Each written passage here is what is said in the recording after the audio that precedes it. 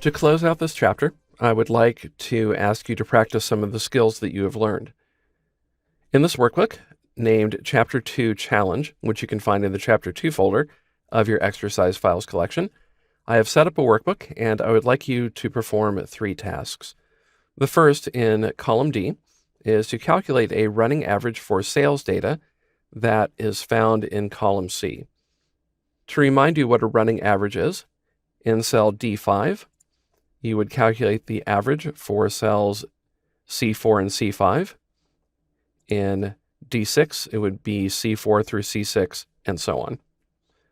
Then I would like you to create a histogram based on sales data, which divides daily sales into a number of bins, and then also to create an XY scatter chart that would indicate the relationship, if any, between the number of customers in column B and the corresponding sales level in column C.